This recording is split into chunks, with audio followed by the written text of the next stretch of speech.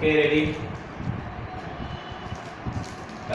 Hello students, matrix में हमारा एक एक्सरसाइज रह गया है और ये सबसे इम्पोर्टेंट है and topic name is application of determinant and matrix. Basically इस एक्सरसाइज से एक क्वेश्चन कंफर्म आता है क्योंकि इसके अंदर मैट्रिसेस और डिटर्मिनेंट्स दोनों का यूज होता है। अब मैं इसको समझने के लिए आपको 10th क्लास में ले चल रहा हूँ।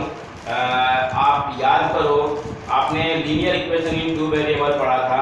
ये हमारा लीनियर इक्वेशन इन 3 वेरिएबल होगा। 2 वेरिएबल के भी क्वेश्चन आपको इसमें मिलेंगे, लेकिन वो एग्जामिनेशन पॉइंट ऑफ व्यू से उतने ज़्यादा इंपॉर्टेंट नहीं है। वो 1 मार्कर या 2 मार्कर में आ सकता है, लेकिन जो 3 वेरिएबल वाला है वो आपके 4 मार्कर या 6 मार्कर में आएगा। ज़्यादातर चांसेस 4 मार्कर का ही है क्योंकि वो 6 मार्कर से क्वेश्चन की संख्या कम हो गई है।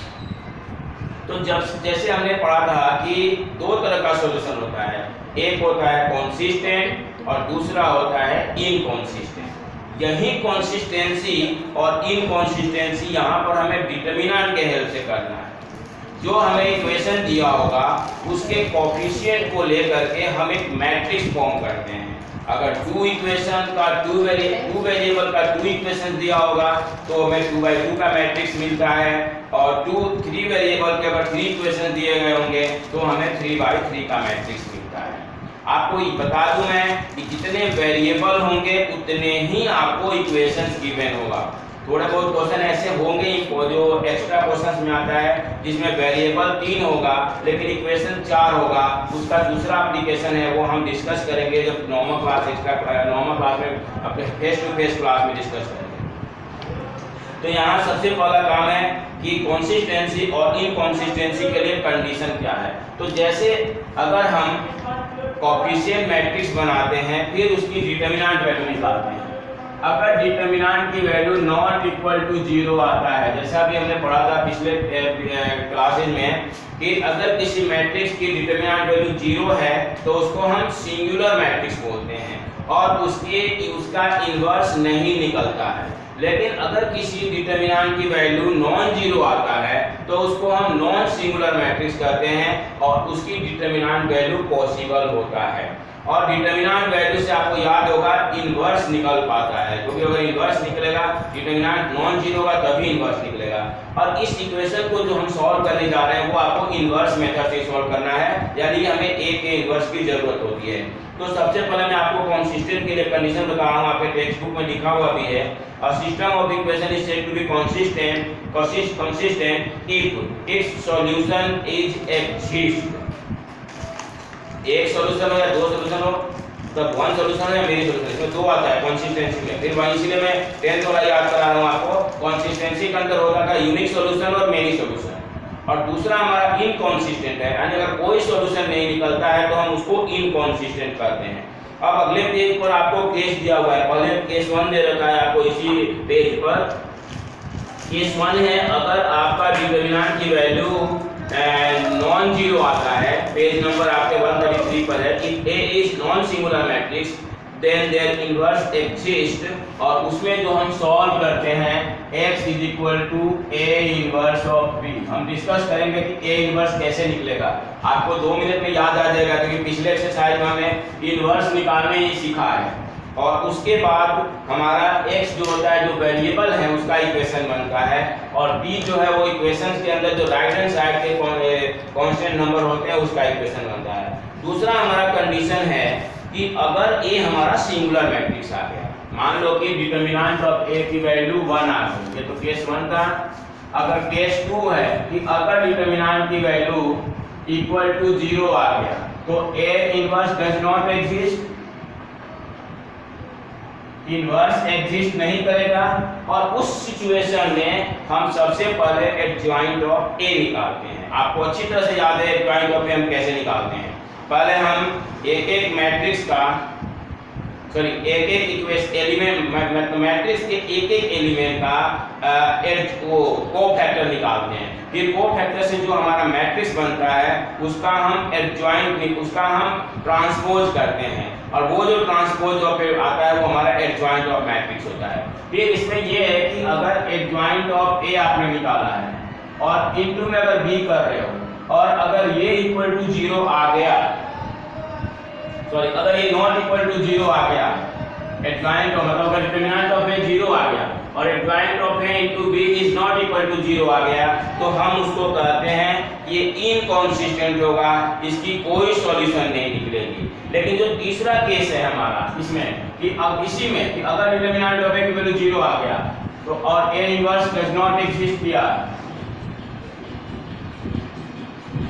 और अगर इसमें एडजॉइंट ऑफ ए इनटू में बी अगर इक्वल टू 0 आ गया, तो उस सिचुएशन में हम कहते हैं कि the system of equation has many solutions. तो आपको यूनिक सॉल्यूशन और मेनी सॉल्यूशन को तो निकालना होता है, लेकिन जहां नो सॉल्यूशन आ जाएगा उसको हमें नहीं निकालना होता है। अब मैं आपको इसमें एक दो क्वेश्चन बताऊंगा, एक दो आपको कुछ एग्जांपल्स भी दिए हुए हैं, तो आपके मोस्टली क्वेश्चन हो जाएंगे। तो सबसे पहले मैं आपको एक 2x2 मैट्रिक्स का 2x2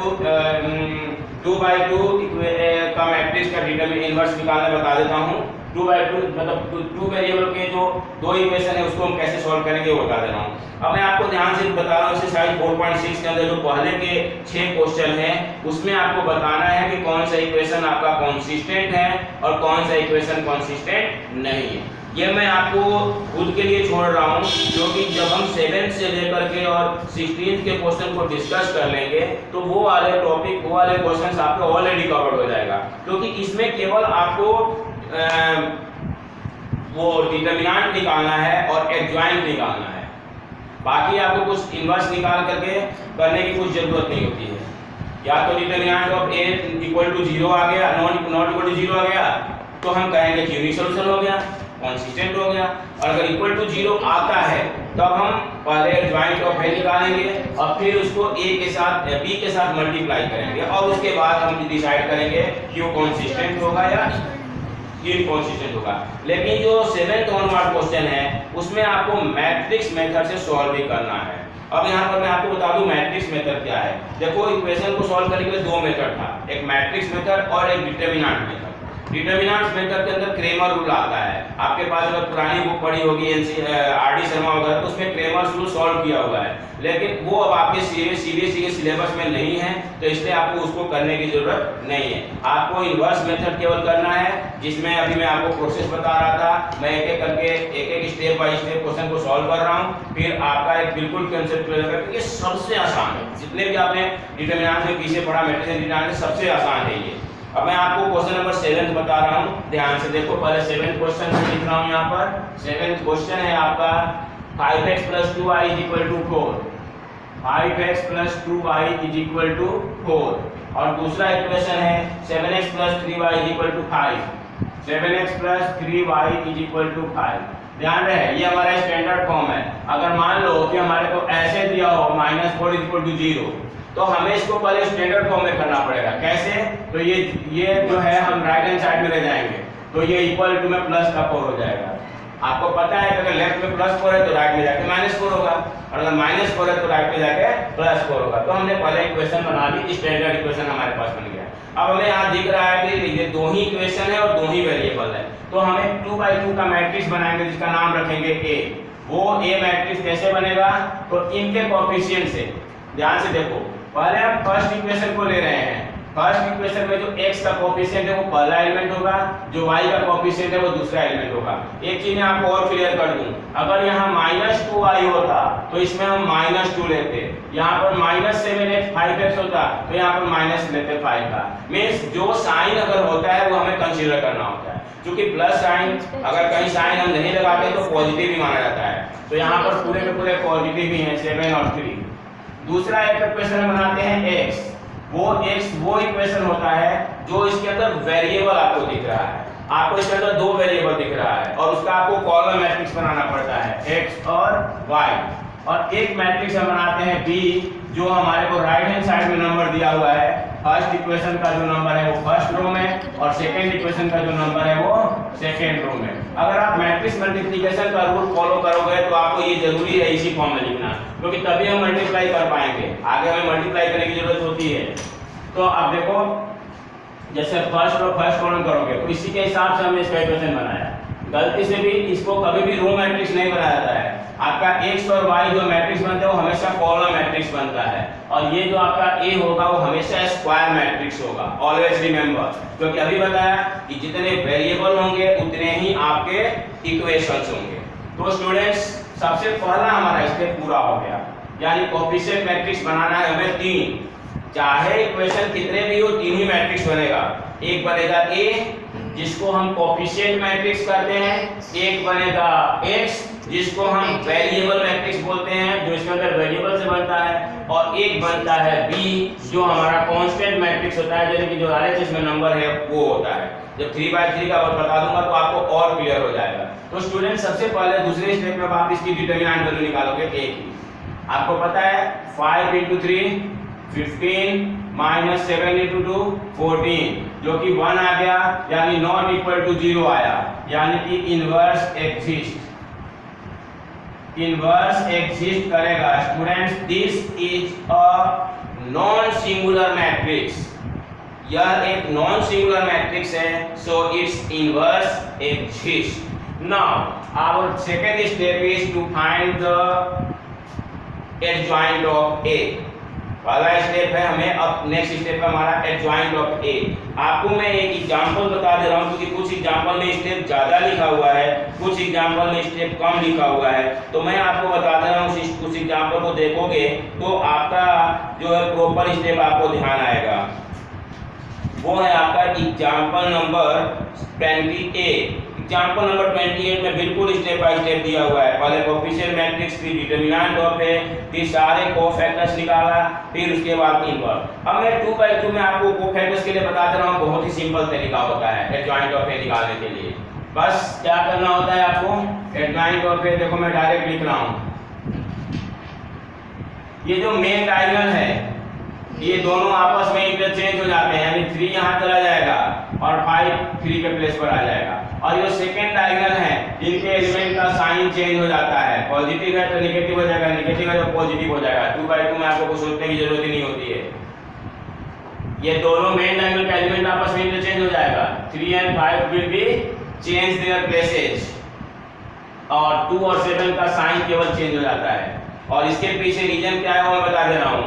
इसका पोजीशन है A12 1 2 1 + 2 3 का मतलब ऑड का मतलब नेगेटिव। ये है A21 2 का 21 का मतलब 2 + 1 3 मतलब ऑड का मतलब नेगेटिव। और जिसका पोजीशन को प्लस करने पर इवन आता है, जैसे देखो इसका पोजीशन क्या है A11 1 + 1 2 यानी इवन नंबर। इसका पोजीशन क्या है A22 2 + 2 यानी 4 2 + 2 यानी 4 का मतलब हो गया और नंबर, तो 2 + 2 4 का मतलब है इवन नंबर, इसलिए इनका साइन एज इट इज रहता है। आप आराम से चेक कर लेना, क्योंकि मैं पिछले वीडियो में आपको दोनों तरीके से बता रखा हूं।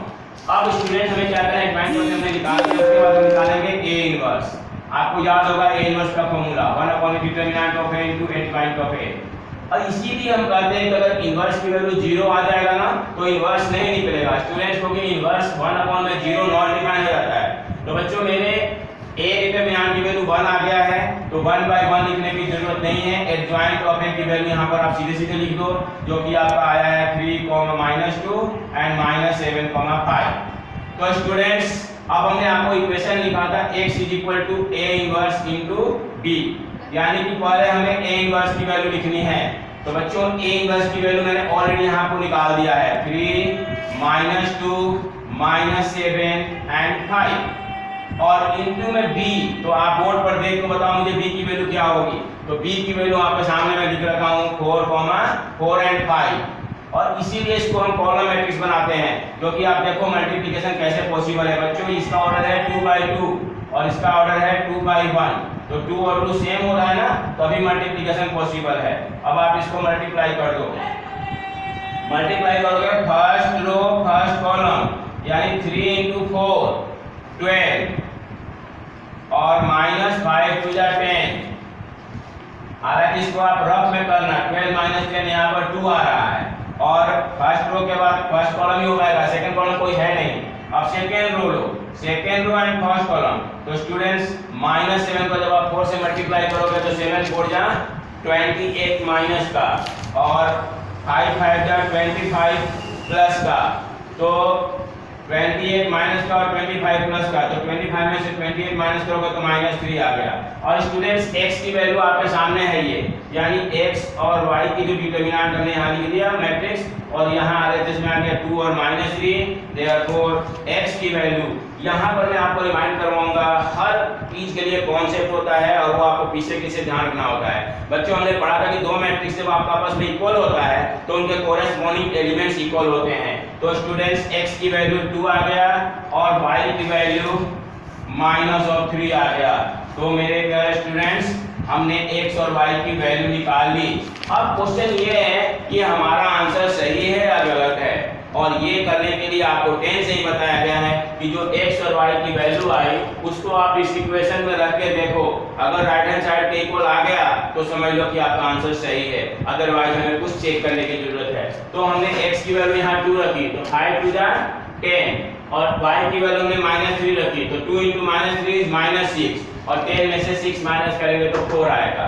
और यहाँ दूसरे इक्वेशन में भी रख के देख लो, हालांकि एक सेटिस्फाई करेगा तो हो जाता है, पर फिर भी 7 × 2 is 14 and 3 × 3 is 9 माइनस का, और 14 में से 9 माइनस करोगे तो स्टूडेंट आपकी वैल्यू 5 आएगी। यानी हमारे दोनों ही इक्वेशन को ये कंडीशन सेटिस्फाई कर रहा है, x और y की वैल्यू जो है वो सेटिस्फाई कर रही है। तो इस तरह से हमारा 2/2 मतलब कि दो इक्वेशन का दो वेरिएबल का कैसे सॉल्व करेंगे ये आपके सामने है। आप इसके बेस पर जितने भी 2/2 के हैं उसको आप सॉल्व कर सकते हो। अब हम 3/3 की बात करते हैं। आप एग्जांपल्स भी जरूर कर लेना। 3/3 के लिए मैं आपको एग्जांपल नंबर 20 इसलिए बताया हूं क्योंकि इसमें इन्होंने स्टेप बाय स्टेप आपका कोफैक्टर्स निकालने बताया है।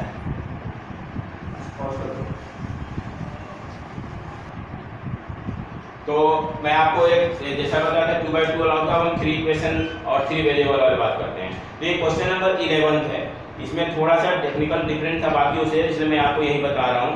तो स्टूडेंट सबसे पहले हमने क्या किया कि इसका कोएफिशिएंट मैट्रिक्स ले लिया। कोएफिशिएंट मैट्रिक्स में आपको पहले फर्स्ट इक्वेशन के कोएफिशिएंट को लिया है 2 1 1, आप क्वेश्चन में मिलाओ, सेकंड इक्वेशन का लिया और थर्ड इक्वेशन का लिया। जहां पॉजिटिव था वहां पर प्लस लिया, जहां नेगेटिव था वहां माइनस लिया। एक और इंपॉर्टेंट चीज है इसमें, अगर किसी इक्वेशन में x मिसिंग है या y मिसिंग है, 3 इक्वेशंस दे रखा है, लेकिन अगर कोई एक वेरिएबल आपको मिसिंग दिख रहा है उस इक्वेशन में तो उसके जगह पर हमें 0 लिखना होता है। जैसे तीसरा इक्वेशन था हमारा x नहीं है, उसमें 3y - 5z = 9, तो हमने 0 और 3 और -5 लिखा। फिर ये 3 वेरिएबल का एक कॉलम मैट्रिक्स x के लिए और एक कॉलम मैट्रिक्स b के लिए बना लिया। फिर उसके बाद हमने एक की डिटरमिनेंट वैल्यू निकाली। मैंने इसलिए आपको डायरेक्ट सॉल्व कर दिया है क्योंकि स्टेप बाय स्टेप आपको डिटरमिनेंट निकालना सिखाया जा चुका है। आप चेक करना, आपको कभी भी कोई प्रॉब्लम आएगी तो डाउट क्लास में आप क्लियर कर सकते हो। फिर डिटरमिनेंट की वैल्यू में एक डिटरमिनेंट निकाली जो कि हमारा 34 आ रहा है, जो कि 0 के इक्वल नहीं है। इसका मतलब है कि a इनवर्स इसका एग्जिस्ट करेगा। फिर मैंने एक एक एलिमेंट का कोफैक्टर निकाला है, ये विद साइन को ध्यान रखते हुए, ये भी मैंने आपको कोफैक्टर निकालने बता दिया है। फिर उसके बाद ये हमारा एडजॉइंट ऑफ a निकल गया। एडजॉइंट ऑफ a के लिए हमने ये जो कोफैक्टर वाला मैट्रिक्स है उसका ट्रांसपोज करना होता है, यानी कि जो ये फर्स्ट रो है ये हमारा फर्स्ट कॉलम बन गया, जो सेकंड रो है वो मेरा सेकंड कॉलम बन गया, और जो थर्ड रो है वो मेरा थर्ड कॉलम बन गया। उसके बाद हमने एडजॉइंट ऑफ a से a इनवर्स की वैल्यू निकाल दी, जिसका कि फार्मूला है a inverse = determinant of a into adjoint of a। तो इस तरह से आपका एडजॉइंट ऑफ a तक निकल गया। अब मैं आपको इसके बाद इनवर्स ऑफ a भी निकल गया। अब हमारे पास जो फार्मूला है x निकालने का वो मैं आपको बताने जा रहा हूं कि x कैसे निकालोगे।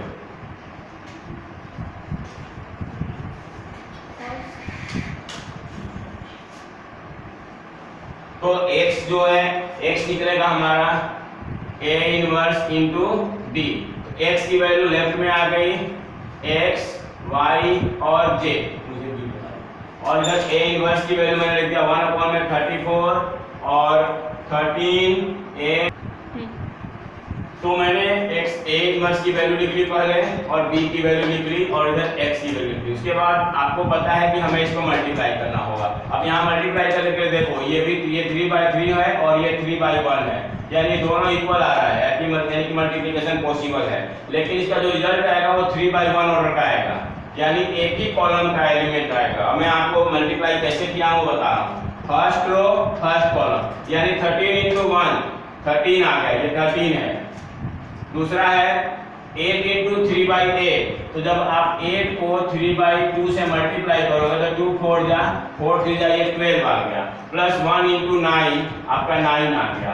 फिर दूसरे कॉलम में आ जाओ, दूसरे रो में 5 इंटू 1 5, प्लस माइनस 10 को 3/2 से मल्टीप्लाई किया, चेक कर लेना 15 आएगा, और 3 9 जा 27 आएगा। ये कैलकुलेशन आप खुद चेक करना, तब इसे मिलाना। इस तरह से मैंने कैलकुलेशन कर लिया, और ये वैल्यू हमारी 34 आ गई, ये वैल्यू 17 आ गया, और ये वैल्यू माइनस का 51 आ गया। अब बाहर 1/34 से मल्टीप्लाई करना था, यानी हर एक एलिमेंट को 34 से डिवाइड करना होगा। तो स्टूडेंट 34/34 1, 17/34 1/2, और माइनस 51/34 जो है माइनस का 3/2 आ गया।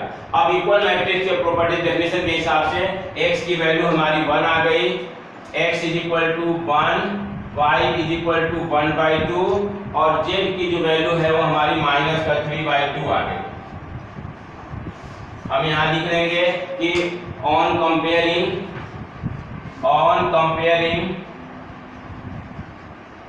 we get x = 1, y = 1/2, और z = माइनस का 3/2, और ये हमारा x, y और z का आंसर हो गया। तो स्टूडेंट सबसे पहले इस वीडियो को देख करके और आप मुझे बताओगे कि इस क्वेश्चन में प्रॉब्लम आ रही है, क्योंकि जो है 12, 13, 14, 15 ये सारे के सारे क्वेश्चन सेम होने हैं।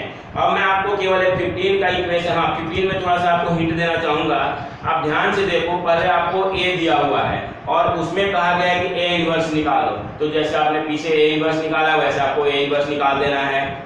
उसके बाद जो सेकेंड इक्वेशन दे रखा है, कह रहा है कि यूजिंग a इनवर्स, तो जो नीचे जो आपको इक्वेशन दे रखे हैं a 3, तो उसके अगर कोएफिशिएंट को इक्वेट करोगे, बनाओगे मैट्रिक्स में, तो आपका वही मैट्रिक्स बनेगा जो आपको क्वेश्चन में दे रखा है। हालांकि इस तरह के 3 क्वेश्चन एक्स्ट्रा भी आते हैं जो कि हम नॉर्मल क्लास में डिस्कस करेंगे, वो ज्यादा इंपॉर्टेंट है इससे भी। उसमें हमें एक में ट्रांसपोज होता है, एक में आपको एक एग्जांपल में दे रखा है, मैं आपको नेक्स्ट वीडियो में बता दूंगा। एग्जांपल नंबर आपका है बुक में 33 नंबर, ये बहुत इंपॉर्टेंट है, ये बोर्ड में आके ज्यादा चांसेस होता है, ये मैं आपको नेक्स्ट वीडियो में बता दूंगा। अभी आप इनके क्वेश्चंस को करोगे। अब मैं आपको थोड़ा सा 16 क्वेश्चन के लिए हिंट दे दे रहा हूं, मतलब कहने का मेरा ये था कि 15 में कोई नया चीज नहीं है, केवल वो कंफ्यूजन के लिए दे रखा है कि पहले a इनवर्स निकालो फिर इसको सॉल्व करो। मतलब पहले a का जब आप इनवर्स निकालोगे तो दूसरी बार जब इससे कोएफिशिएंट मैट्रिक्स बनेगा तो उसको दोबारा इनवर्स नहीं निकालना है, जो पीछे आपने निकाल रखा है पहले उसी का इसमें यूज करना होगा। मैं आपको जो है 16 क्वेश्चन के विषय में थोड़ा सा बता दे रहा हूं, क्योंकि 16 क्वेश्चन वर्ड प्रॉब्लम वाला है। तो उस वर्ड प्रॉब्लम से पहले आप इक्वेशन कैसे बनाओगे, इक्वेशन बनाने के बाद आपको सारा प्रोसेस सेम करना होगा। तो स्टूडेंट सबसे पहले मैं आपको बता दूं कि इसमें देखो आपको 3 वेरिएबल दे रखा होगा, एक है व्हीट, दूसरा है पहला ऑनियन, दूसरा है व्हीट और तीसरा है राइस। तो सबसे पहले आप क्या सपोज करोगे, let the cost of 1 kg of onion is x, let the cost of 1 kg onion is x, 1 kg wheat is y, let the cost of 1 kg, let the cost of 1 kg onion is rupees x, wheat is rupees y, and तीसरा क्या है, तीसरा है आपका rice, and rice is rupees जे। कुल मिला के समझ लो हमने इसको रेट सपोज कर दिया है। 1 केजी का मतलब रेट, क्योंकि जब आप कोई चीज खरीदते हो तो कैसे केजी है ये पूछते हो। अब अगर 1 केजी का ऑनियन का कॉस्ट 1 रुपए है तो 4 केजी का हो जाएगा 4x। According to question 4x plus 3y plus 2z, 3y plus 2z is equal to हमारा 60 रुपीज आ रहा है। अब दूसरा इक्वेशन है, इक्वेशन सीधे सीधे बनता जाएगा 2 kg यानी कि 2x plus 4y, 2x plus 4y plus 2x plus 4y, 2x plus 4y plus 6j is equal to 90। और तीसरा इक्वेशन बन जाएगा 6x plus 2y plus 3z, 6x plus 2y plus 3z is equal to, ये आपका आ गया 70। यानी कि हमारे क्वेश्चन में जो डायरेक्ट इक्वेशन दे रखे होते थे उसके जगह पर ये इक्वेशन आ गया। इस तरह का भी क्वेश्चन एक बार बोर्ड में आ चुका है, तो इस तरह से हमने इक्वेशन बना लिया। उसके बाद मेरे स्टूडेंट्स आपको वहीं a की वैल्यू, x की वैल्यू और b की वैल्यू लिखनी है। b आपको RHS से आ जाएगा 60, 90, 70। ये आपका वेरिएबल मैट्रिक्स हो गया x, y और z, और ये आपका कोफिशिएंट मैट्रिक्स जिसको हम कोफिशिएंट मैट्रिक्स बोलते हैं। ये आपका कोफिशिएंट आ जाएगा 4, 3, 2, फिर आएगा 2, 4, 6, फिर आएगा 6, 2 और 6, 2 और तीसरा था हमारा 3, 6, 2 और 3। तो इस तरह से आपने कोफिशिएंट मैट्रिक्स बना दिया। फिर उसके बाद मैं इसे पूरा नहीं सॉल्व कर रहा हूं, मैं आपको बता रहा हूं आप डिटरमिनेंट ऑफ ए निकालोगे। डिटरमिनेंट ऑफ ए निकालोगे वो पक्का नॉन जीरो आएगा क्योंकि ये इससे सॉल्यूशन निकलेगा। उसके बाद आप एडजॉइंट ऑफ ए निकालने के लिए आप एक कोफैक्टर्स निकालोगे।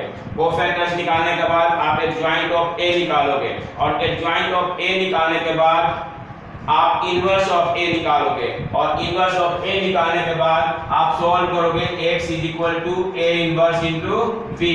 फिर आपका इधर होगा x, y, z, और इधर सॉल्व होकर एक मैट्रिक्स आ जाएगा। फिर आप कोएफिशिएंट इक्वेशन कंपेयर करके आप x, y और z की वैल्यू डिटरमाइन कर सकते हो। तो स्टूडेंट्स आप इस एक्सरसाइज के क्वेश्चंस को करो।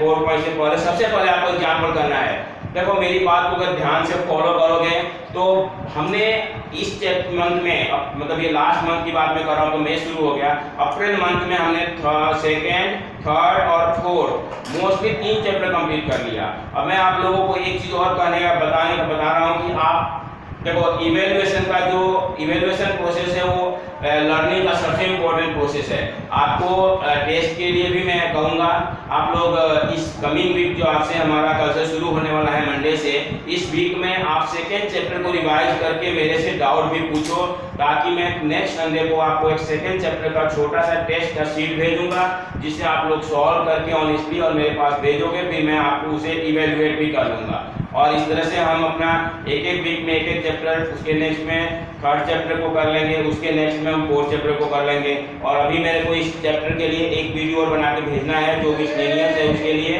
और उसके बाद हम जो हमारा नेक्स्ट चैप्टर है 5th चैप्टर उसको करेंगे, या देखते हैं या पहले मैं फर्स्ट चैप्टर को आपको करवा दूंगा। तो इस तरह से आप इसको कंप्लीट करो। Okay, thank you.